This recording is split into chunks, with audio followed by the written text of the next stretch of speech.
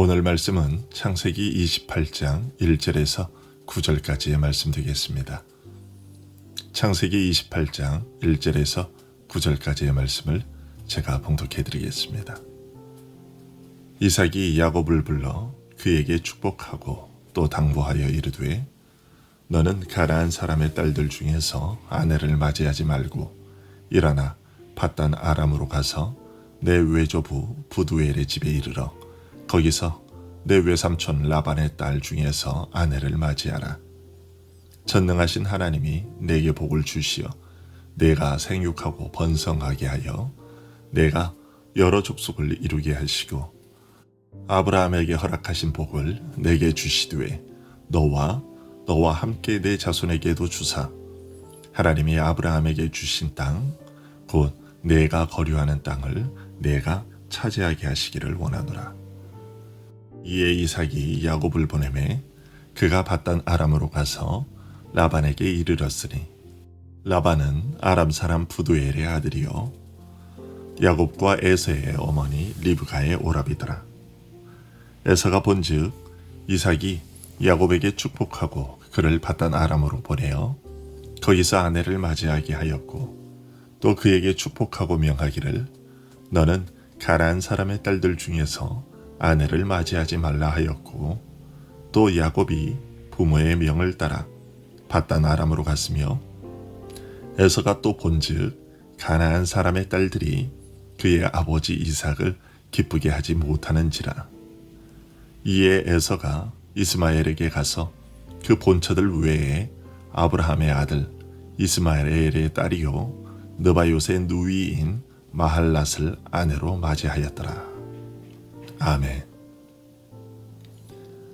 창세기 27장에서 이삭은 장자인 에서에게 축복하려고 했지만 그의 아내 리브가와 함께 둘째 아들인 야곱의 속임수 에서가 야곱을 축복하고 말았습니다. 에서가 사냥터에서 돌아온 후에야 야곱에게 속은 것을 안 이삭은 심히 떨었습니다. 그러나 그의 떨림은 아들 야곱에게 속은 것에 대한 분노의 떨림이 아니었습니다. 에서와 야곱이 태어나기도 전부터 장자가 아닌 둘째가 하나님 나라의 상속자가 될 것이라는 하나님의 계시를 받았음에도 불구하고 세상의 관습과 자신의 육체적 기쁨과 만족 때문에 에서에게 축복을 하려던 자신의 잘못을 깨달았기 때문이었습니다. 또한 자신의 그러한 고집에도 불구하고 결국은 하나님께서 40년 전에 계시하신 대로 기어코 에서가 아닌 야곱에게 그 축복이 내려지도록 하신 하나님의 섭리를 깨닫게 된 것에 대한 떨림이었습니다. 자신의 무지와 하나님의 뜻과 반대로 행하던 자신의 잘못에 대한 떨림이었던 것이죠.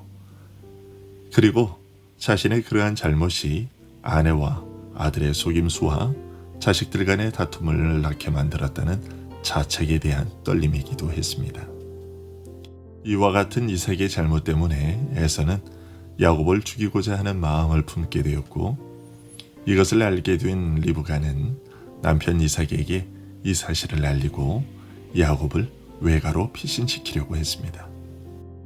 하지만 이삭과 리브가가 야곱을 외가인 밧단 아람으로 보낸 데에는 그 외에 한 가지 이유가 더 있습니다. 그것은 야곱의 아내를 얻게 하기 위함이었습니다.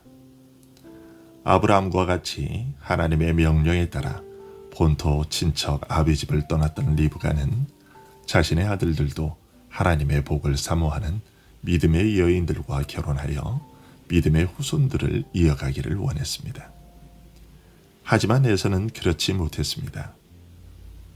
26장 34절과 35절 그리고 27장 46절에서 두 번씩이나 언급되고 있는 것처럼 에서는 해족 속의 여인을 아내로 맞아들였습니다. 이런 사실은 에서가 그만큼 하나님의 복에 대해 무지하고 무관심했다는 것을 보여줍니다. 그러기에 그는 팥죽 한 그릇에 장자의 명분을 아낌없이 팔아버렸던 것이고 야곱이 축복을 받은 후에도 아버지가 빌 복이 이 하나뿐이리까 라고 말했던 것이죠.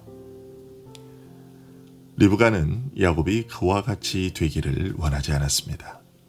리브가는 야곱을 향한 하나님의 뜻을 알고 있었고, 그래서 야곱이 이삭으로부터 받은 그 하나님 나라의 상속권에 대한 축복이 계속해서 그 후손들에게도 이어지기를 소원했습니다. 그 일을 위해서는 반드시 야곱의 아내 역시도 믿음으로 하나님의 복을 사모하고 바라는 그런 여인이어야 한다고 생각했습니다. 이런 사실은 믿음의 부모된 자녀들이 자녀들에 대하여 어떤 생각을 가지고 있어야 하며 어떻게 그 자식들을 양육하고 결혼시켜야 하는지를 잘 보여줍니다. 부모된 내가 하나님 나라가 아니면 다른 그 어떤 것이 주어져도 아무 소용없다고 생각할 만큼 그 복을 귀한 것으로 믿고 사모한다면 내 자식에게도 그 복이 주어지기를 소원하는 것이 당연한 것이며, 내 자식의 자식들도 그 복을 갖기를 소원하는 것이 당연한 것입니다. 그리고 정말로 그런 소원을 갖고 있다면 자녀들에게 무릎을 꿇고 사정을 해서라도 밤낮으로 그 자식을 위해 눈물로 기도하는 일이 있어야 합니다. 그런데 믿는다고 하는 부모들 중에 상당수가 자녀들의 학업과 직장을 위해서는 걱정하고 염려하고 마음을 졸이면서도 그 자녀들이 하나님을 예배하는 생활을 하지 않는 것에 대해서는 그와 같은 마음으로 애타하지 않습니다. 그리고 자녀들이 불신자들과 결혼하게 되는 것에 대해서도 조금 아쉬워하기는 하면서도 세상적인 조건이 좋으면 그것으로 상쇄해 버리는 일들이 많습니다. 혹여 과거에 우리들에게 그런 신앙의 어리석음과 미숙함이 있었다면 이제 다시 그런 일이 되풀이되지 않도록 우리 교회에서 자라나는 자녀들에게는 그런 일이 되풀이되지 않도록 우리 모두가 힘을 모아 다음 세대를 양육해야 할 것입니다. 교회 안에는 비록 적은 숫자이기는 하지만 불신 가정에서 나오는 어린 학생들이 있습니다. 신자들의 자녀들뿐만 아니라 불신 가정에서 나오는 그 아이들도 야곱과 같이 하나님 나라의 복을 사모하는 신앙인으로 자라나고 믿음의 배우자를 만나 하나님 나라를 상속받는 후손들을 낳고 양육하는 그런 부모들이 되도록 온 교회가 힘을 모아 양육해야 합니다. 내가 직접 낳은 자식은 아니라 할지라도 교회라는 이 공동체 안에서 자라나게 하셨으니 곧 내 자녀라 여기고 모두가 그 아이들을 위해 기도하고 힘써야 합니다. 그런데 내 자녀들은 이미 다 결혼을 해버렸는데 어떡하나 하고 상심하는 분이 혹여 있을까봐 말씀드리는데요. 아직도 늦은 것은 아닙니다. 지난 2000년의 교회의 역사 가운데 354년에 태어난 어거스틴이라는 위대한 교사가 있습니다. 어거스틴은 원래 만유교 신자였고 17살에 한 여인과 동거하여 아들을 낳기까지 했고, 만유교에서 나온 후에는 그리스 철학에 심취하여 그것의 모든 것을 걸었던 사람이었습니다. 하지만 신실한 그리스도인이었던 어거스틴의 어머니 모니카는 그 아들을 포기하지 않았고, 만유교에 빠진 아들을 위해 또 그리스 철학에 심취한 아들을 위해 눈물로 기도했습니다.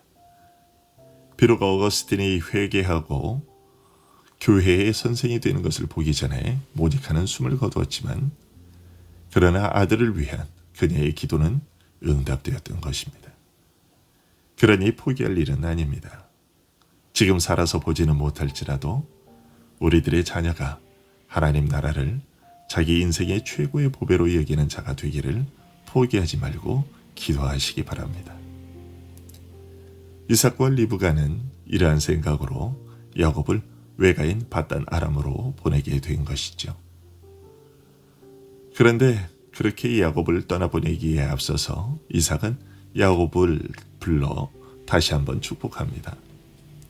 물론 27장에서도 야곱에게 축복을 한 차례 선포했었습니다. 하지만 이번에 축복 선포는 그때와는 상황이 다릅니다. 첫 번째는 자신의 의지와는 상관없이 속아서 한 것이었지만 이번에는 분명한 의식과 의지를 가지고 야곱을 축복한 것이죠. 그토록 에서에게 축복하고 싶었지만 결국은 야곱에게 그 축복이 돌아가도록 역사하신 하나님의 섭리를 깨닫고 이제는 하나님께서 이루고자 하시는 그 계획이 야곱에게 이루어지기를 소원하며 하나님의 그 뜻에 순종하며 축복하고 있는 것입니다. 3절과 4절에서 이삭은 이렇게 축복합니다.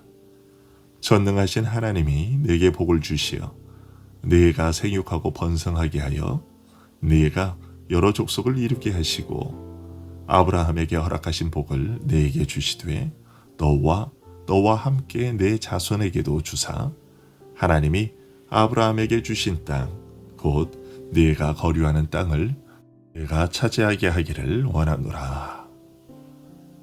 여기서 이삭은 자신이 야곱에게 하고 있는 이 축복이 어디서부터 시작된 것인지를 밝힙니다. 그것은 바로 하나님께서 이삭의 아버지 아브라함에게 주신 복이었으며 하나님께서 이삭에게 주셨던 복이었습니다. 이삭은 이제 그 복을 자신의 아들 야곱에게 선포하고 있습니다. 즉 이삭은 이제 공식적으로 야곱을 언약의 상속자로 인정하고 선포하고 있는 것이었습니다. 우리는 여기서 거룩한 믿음의 조상들이 여호와의 말씀에 시종일관 믿음으로 열성을 다해 의지했다는 것을 보게 됩니다. 특히나 이삭은 4절에서 아브라함에게 주신 땅, 곧 네가 거류하는 땅을 네가 차지하게 하시기를 원한다고 말하고 있는데요. 이 말에서 우리는 믿음이 어떤 것인지를 보게 됩니다. 하나님께서 아브라함에게 이 땅을 주심하고 약속하신 지가 100년이 넘었습니다. 그리고 하나님께서 이삭에게 직접 이 땅을 주시겠다고 약속하신 지도 벌써 몇십 년이 흘렀습니다. 그런데도 여전히 가나안 땅은 그들의 손에 들어오지 않았고 그들은 그 땅에서 나그네의 삶, 거류민으로서의 삶을 살고 있었습니다. 그런 가운데서 지금 이삭은 마치 그 땅이 자기 손에 쥐어져 있는 것처럼 자기 아들 야곱에게 그 땅을 상속하고 있습니다. 여러분, 이것이 우리들이 가지고 있어야 하는 신앙입니다. 우리가 우리들의 자녀들에게 물려주어야 할 것이 바로 이것입니다. 하나님이 약속하신 기업, 즉 비록 육신의 눈으로 보이지는 않지만 실제로 존재하는 하나님 나라의 실제를 믿고 힘든 인생살이 가운데서도 한 걸음 한 걸음 그 나라를 향한 발걸음을 옮겨 내딛는 것, 그것이 우리들이 가지고 있어야 하는 신앙이요 자녀들에게 물려주어야 할 유산입니다.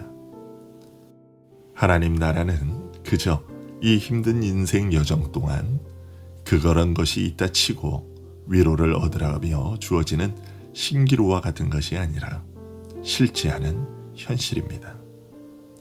우리는 파랑새와 같은 허상을 좇는 것이 아니라 실체하고 있는 것을 좇고 있는 것이고 이미 그 안에 들어와 있습니다. 이 사실을 기억하고 오늘도 실제하는 하나님 나라 안에서 그것을 믿고 소망하는 그 믿음 안에서 승리하는 여러분의 하루가 되기를 바랍니다. 기도하겠습니다.